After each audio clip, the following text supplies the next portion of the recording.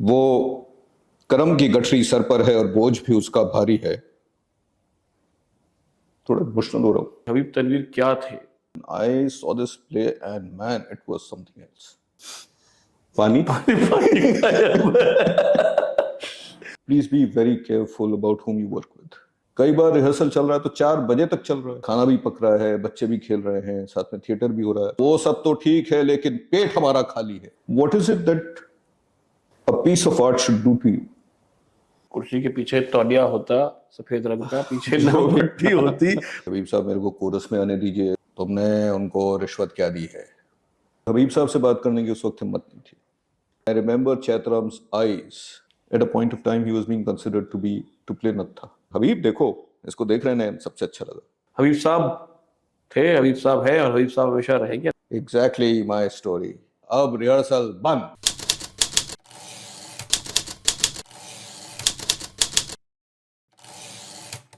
Hello and welcome to left right centre. मैं हूं नितिन सुखीजा और इस एपिसोड में एक खासियत है।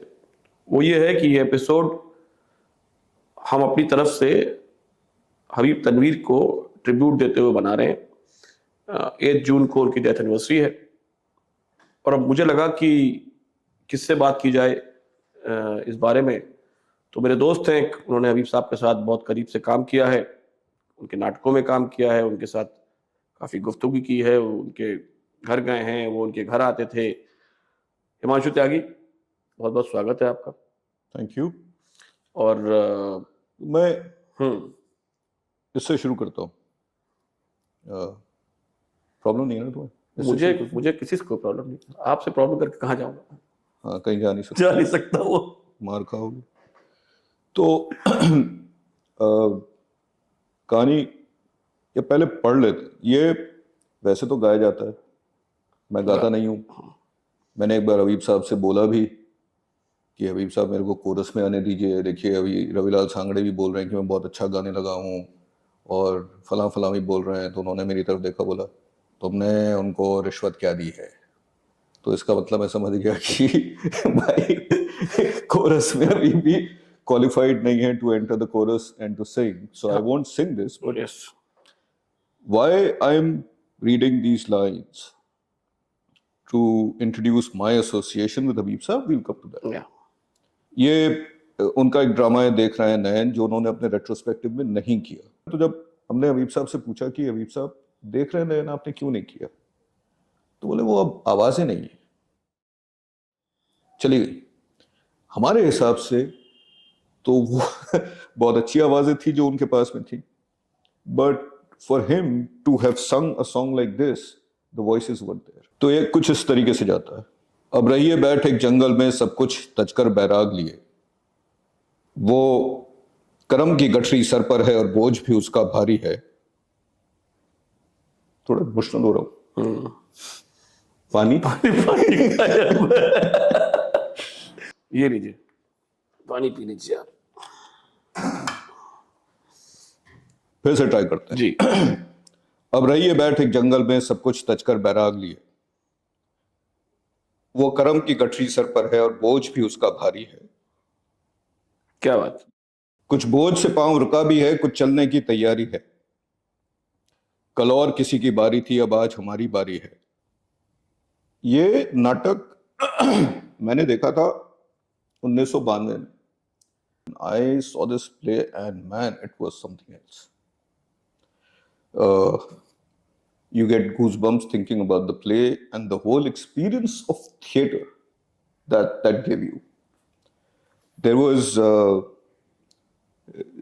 it's a college theater, so college के थिएटर में सहूलियतें उतनी नहीं होती, लाइट वगैरह भी वैसी तो नहीं होती जैसी कमानी या श्रीराम सेंटर में होती हैं, और जो सेट का डिजाइन है वो बिल्कुल मिनिमल है। But coming back to Habib Saab and this experience of mine with his Dekh Rahe Hain Nayan was that it's a stage which is like bare stage, minimal set design. There are 4 actors who come on stage. एक actor है जो एक मूड़ा अपने साथ ले आता है, एक मुकुट ले आता है, और एक शॉल अपने ऊपर कुछ इस तरीके का डाल लेता है, एक सुनहरा कपड़ा, वो राजा बन जाता है। और यहाँ पे डायगनली 3-3 लोग खड़े हो जाते हैं, ये राज दरबार बन गया। उसमें राज दरबार में किसी की एंट्री हो रही है, एग्जिट हो रही है, और वो सीन खत्म होता है और वही एक्टर अपना मुकुट उतार देता है और अपना वो जो पहना हुआ है वो उतार देता है, जो सुनहरा कुछ कपड़ा उत्तरीय। पहना हुआ है, हाँ उत्तरीय उतार उत्तरीय। देता है, और एक वो सिगड़ी टाइप की चीज ले आता है और वो चाय बेचने वाला हो जाता है, या कोई मतलब बाजार में जो भी उस जमाने में रहे होंगे वो उन लोगों में से कुछ हो जाता है। और ऐसा लगता है कि अरे ये तो बाजार के लोग हैं। इस तरह का थिएटर ना मैंने किया था ना मैंने देखा था। Then I saw Habib Sab's this देख रहे हैं, and what other thing that I remember is that such light design, and I remember Chaitram's eyes, उसके नयन जो वो देख रहा है, और दीपक तिवारी, ये these guys became gods to me, and that was the time when I thought that I must engage with this art form. पर हबीब साहब से बात करने की उस वक्त हिम्मत नहीं थी, होनी चाहिए थी, नहीं थी।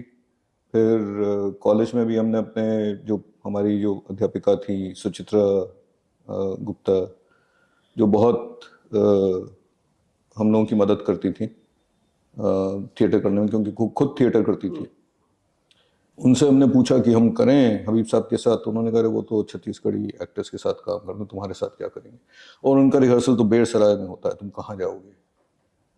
तो हमने फिर वो आइडिया ड्रॉप कर दिया कि नहीं इतना दूर कहाँ जाएंगे, हम तो पढ़ने आए।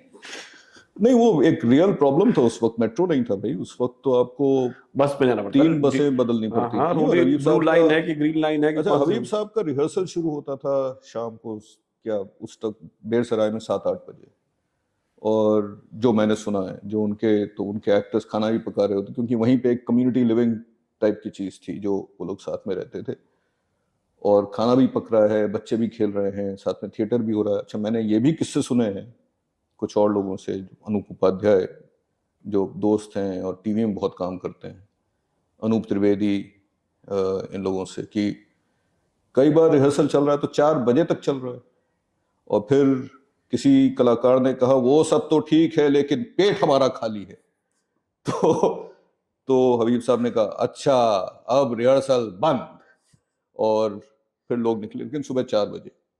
तो 4 बजे कहाँ वहां से हम डीयू पहुंचते, तो उस वक्त ये सोचना मुश्किल था कि वो opportunity, because you also thought that there will be many more opportunities, and you will be able to meet him at some point, which I did in 2004, and I'll come back to that. I'm going to make an attempt to read this poem once again because I thought I'd read it. Should I? You should. कुछ इस तरह है। अब रहिए बैठ एक जंगल में सब कुछ तचकर बैराग लिए, वो करम की गठरी सर पर है और बोझ भी उसका भारी है, कुछ बोझ से पांव रुका भी है, कुछ चलने की तैयारी है, कल और किसी की बारी थी अब आज हमारी बारी है, एक नींद का झोंका आता है यानी बहु तेरे जाग लिए, अब रहिए बैठ एक जंगल में सब कुछ तचकर बैराग लिए। जो लाइन जिन पे मैं पहुंचना चाहता हूँ पहुंच नहीं पा रहा हूँ। ये धन दौलत भी बंधन है, घर बार गृहस्थी बंधन है, बीवी बच्चे बटमार भी हैं, बढ़ती संपत्ति बंधन है, खुद तेरा दिल गद्दार भी है, खुद तेरी हस्ती बंधन है। वो जितने दोस्त हमारे थे सब एक एक करके भाग लिए, अब रहिए बैठ एक जंगल में सब कुछ तचकर बैराग लिए, औरों को सुख पहुंचाने में भी जुल्म का पहलू शामिल है, दुनिया में नाम कमाने में भी जुल्म का पहलू शामिल है, और खुद दानिस्ता मर जाने में भी जुल्म का पहलू शामिल है। आखिर कब तक ये हाय हाय एक अभिलाषा की आग लिए। I'll make another attempt to read this. अब रहिए बैठ एक जंगल में सब कुछ तचकर बैराग। These were, so this is about this guy who's trying to do something good, and everything that he does, he figures out that eventually every action that he's doing is turning out to be not what he wanted it to be. And so he's trying to move away from that kind of active life. And yet the impact that it has on people. And he wants to do, and there is this guilt which is looking at him all the time of having killed his own brother in a war situation, right? That's what. And those are the eyes which are looking at him. It's almost like his conscience, if I remember correctly. I haven't read the play again for a long time. But it resonated somewhere, and it made you, what is it that a piece of art should do to you? What do you think? A piece of art should move me. This piece of art has moved you while you were reading it, and and it has of course moved me. And I didn't interrupt because I wanted to ask why it has moved you so much. Because because there must be a story. No, there is also it connects with you because it's a story of a life. You saw this play, you said, I want to be a theatre person. Right? But, so I meet Habib Saab, I had the other options of working with different theatre directors, and my advice to any young person who's interested in the art form, please be very careful about whom you work with.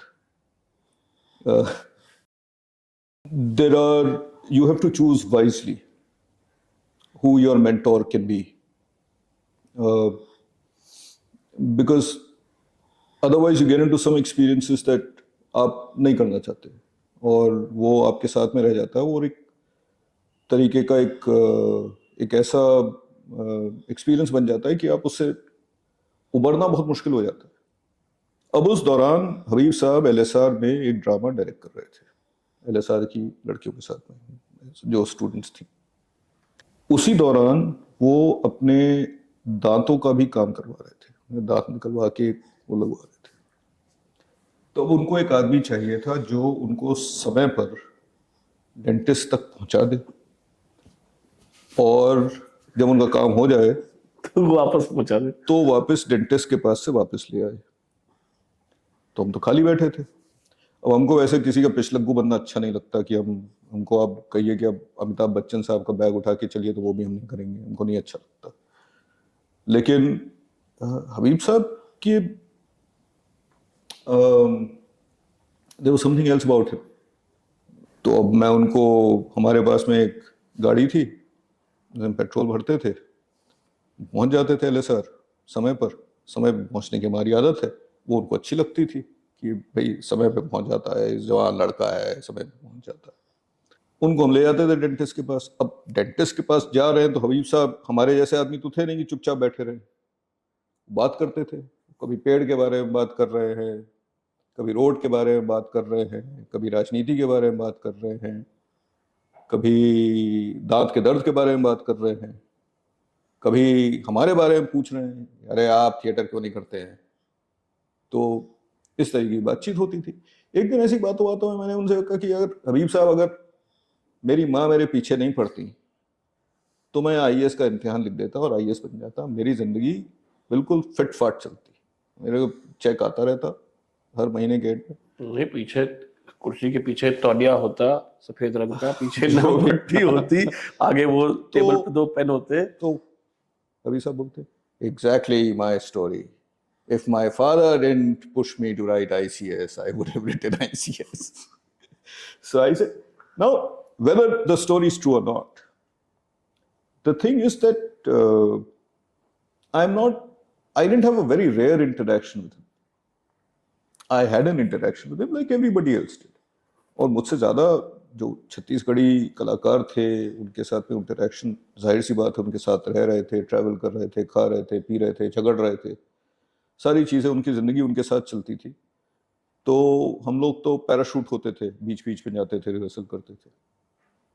लेकिन आप एक नए लड़के से मिले और जो आपसे बहुत छोटा है, मतलब उनका पहली बार आगरा बाजार हुआ था 1954 में, 54 around that time.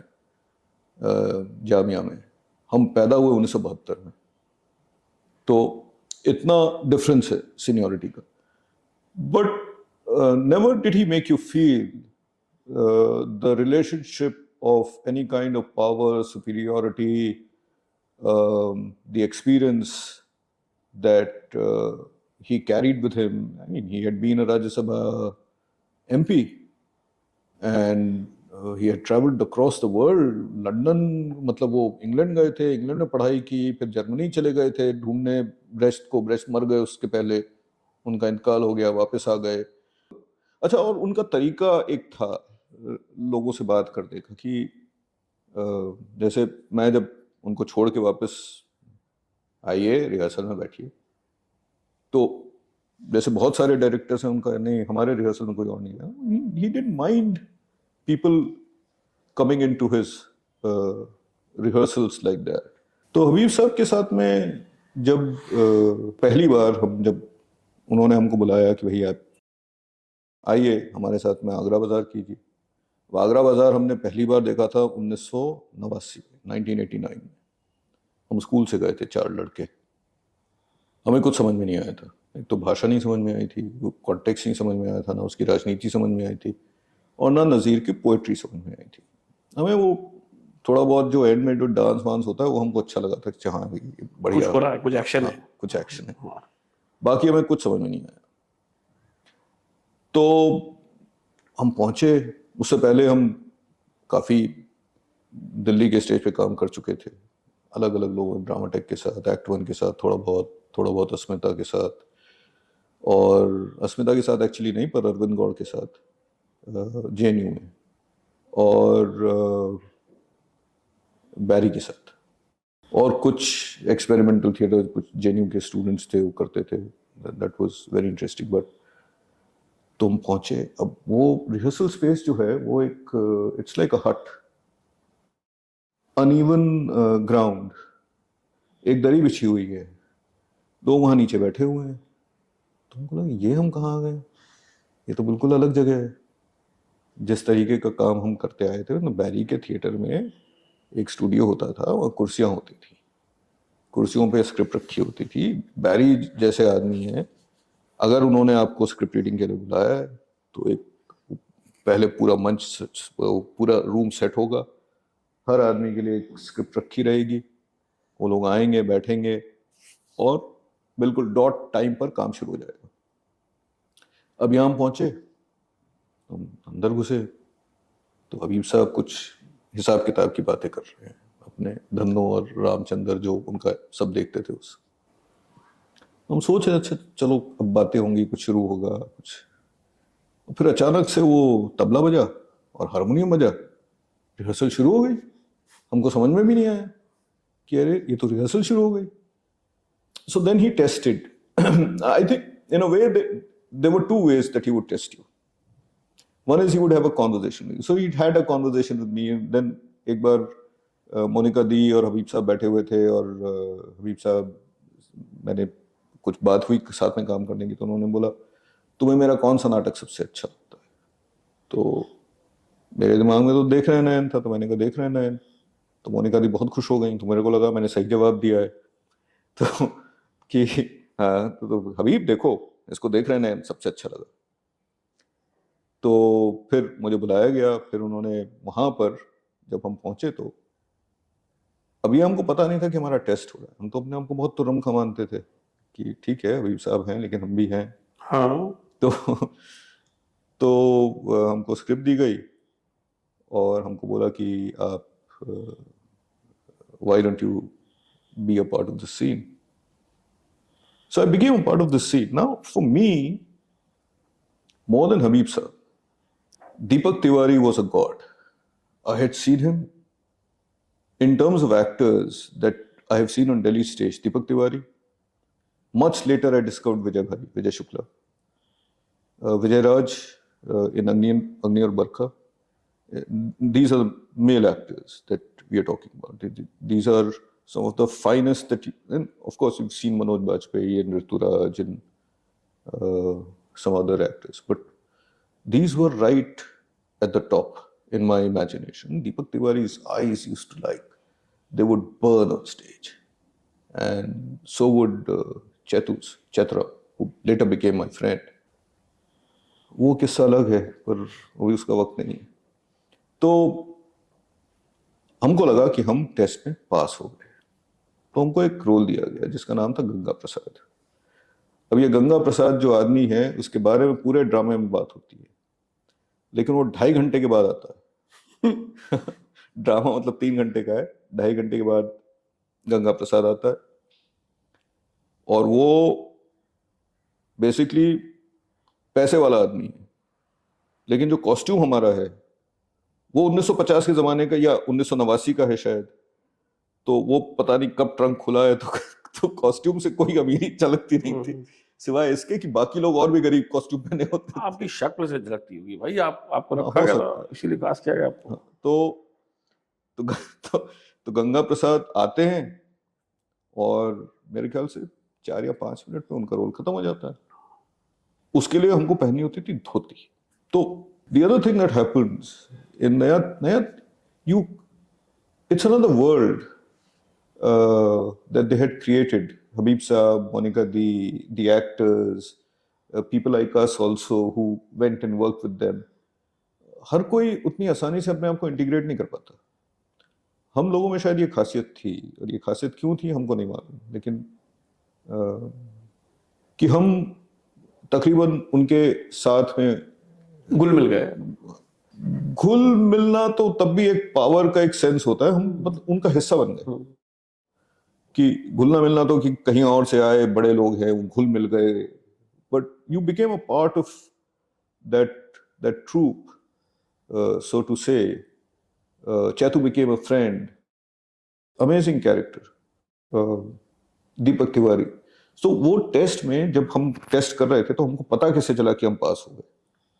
Deepak Tiwari की आंखें ऐसी हो गई, हमको देख रहे थे वो, तो थोड़ा सा उनकी बॉडी ऊपर गई, तो हमको लगा कि हम कुछ सही कर रहे होंगे, तो दीपक तिवारी में इंटरेस्टेड हो रहे हैं, क्योंकि वो तो बहुत बड़े, मेरे हिसाब से तो बहुत बड़े एक्टर थे. बाद में much later I discovered Govind Baba and Ramcharan Baba, and these guys were there is no way one could touch them also in terms of what they knew, what they could do, their experience. They would be walking like Chaitu का एक किस्सा सुनाता हूँ. राजरक्त का rehearsal हो रहा है और उस टाइम पर चैतराम और मैं, चैतराम सेकंड जनरेशन नया थिएटर थे, उनके पिताजी भुलवा बाबा थे. तो चैतू के साथ राजरक्त का रिहर्सल हो रहा है. ये कालीबाड़ी में होता था, भोपाल. और वो भी बड़ी इंटरेस्टिंग बात है. तो हबीब साहब ने, सॉरी इंटरप्ट करो, चैतू के फादर ने भी हबीब साहब के संग काम किया था. तो चैतू जो थे वो चैतराम यादव. तो चैतराम ऐसे ही अल्लड़ जवान थे, और बिल्कुल मतलब उनके लिए कहना सही होगा, खुले बैल थे. तो उनको और अपनी मर्जी के मालिक थे. जैसे before I come back to what he did with this, he had gone for People Live auditions. At a point of time, he was being considered to play Natha. तो एक टाइम के बाद मैंने उसको फोन किया, चैतू क्या हुआ तुम्हारा? तो उसका एक फ्रेज होता था, एक बार गया था इंटरव्यू के लिए, एक बार गया था ऑडिशन के लिए, मैं ऑडिशन दूंगा? मतलब चैतराम यादव, उसका तो ऑडिशन लोगे कास्टिंग करने से पहले. तो चैतराम, जो मैं वहां के जो माहौल के बारे में बता रहा हूं ना, कि आप बैठे हैं, रिहर्सल चल रही है, एक स्पिकमेके का एक गुरुकुल प्रोग्राम होता था, तो उसमें एक यंग लड़का था जिसको हबीब साहब ने स्क्रिप्ट देके बोल दिया था कि सब एक्टर्स को ना एंट्री के पहले याद दिलाते रहना. तो हम दोनों एक बीड़ी शेयर कर रहे हैं और वो आया, बोला चैतू भैया एंट्री. और एंट्री है वाकई उसकी, मतलब 2 डायलॉग के बाद, ले मुझको एंट्री याद दिलाएगा. ऐसे हंसा, उठा, अपनी धोती झाड़ी और dot at the point he enters. So that is for Vijay Shukla, for that matter. Vijay Shukla Agra Bazar का शो चल रहा है, विजय भाई कुतुब फरोश है, किताब वाले का रोल कर रहे हैं, और किताब की दुकान चूंकि है तो मेरा तो रोल बाद में आता था, इंटरवल के भी बहुत बाद में आता था। रईस थे ना आप? हाँ, मैं रईस आदमी था, मेरी एंट्री इतनी चाहिए थी, तो मैं बोलता भी था कि ये नाटक का सबसे इम्पोर्टेंट आदमी तो यही है, सारा जो खेल हो रहा है वो इसी के अराउंड हो रहा है। हाँ, तो विजय भाई किताब की दुकान में नहीं है, जो उनका जहाँ होना चाहिए था। अगर मैं होता तो मैं वहीं बैठा रहता, भाई मेरी एंट्री ना मिस हो जाए। अच्छा, मेरे को चिंता करने की जरूरत क्या थी? मैं तो एक छोटा सा पार्ट प्ले कर रहा था, वो तो हबीब साहब का नाटक था, उनको वो सोचें। But I was worried that where is Vijay bhai. And as time was progressing and the second act had to begin, I think with he opens the curtain and Vijay Bhai is nowhere to be seen. And then I see Vijay Bhai coming from that side, from the corridor. This is Kamani, and he's coming in, and bang at the point at when he was supposed to be in his shop and open the curtain, he opens the curtain. And I asked him later, आप कहाँ गए थे विजय भाई? तो बोलते हैं वो जरा पान खाने चले गए थे नाटक के बीच में। मतलब जो उनका ब्रेक टाइम था उसमें, तो मतलब वो रोड क्रॉस करके वो जो पनवाड़ी था वो शायद उनको उनके दिल्ली थिएटर के जमाने से जानता होगा, क्योंकि वो बहुत टाइम उन्होंने कमानी और श्री राम सेंटर शायद उनका लाइक होम ग्राउंड था, तो जानता भी होगा, तो वहां से पान कुछ खाने चले। हिमांशु, अगर आपको एक मतलब आपने अपनी यादें साझा की हबीब साहब के साथ, ग्रुप के साथ, बल्कि बाकी लोगों की भी, अगर सम करना हो कि हबीब तनवीर क्या थे तो कैसे करेंगे? यार ये कहना तो बड़ा मुश्किल है, और obviously a big artist, big influence on many people's lives, their journey as artists, successful or not so successful, whatever. और जैसा कि बाकी लोग के बारे में भी सही है, जैसे अलकाजी साहब के बारे में मैंने बोला तुमको कि वो उनको कोई जरूरत नहीं थी, कि इतने लोगों को वो खड़ा कर चुके थे। और तो हबीब साहब के साथ में भी ये था कि वो अपने अंतिम दिनों तक उतनी ही शिद्दत के साथ अपने नाटकों के ऊपर काम करते। तो एक सोच के साथ, आर्ट के प्रति कमिटमेंट, साथ में उनको अपना sense of humour, lot of fun, but very very very serious about, like he never let me enter the chorus, despite the fact that I sat down with him in the evenings and everything and kept asking him कि एक बार तो गा लेने दी, नहीं करने दिया उन्होंने।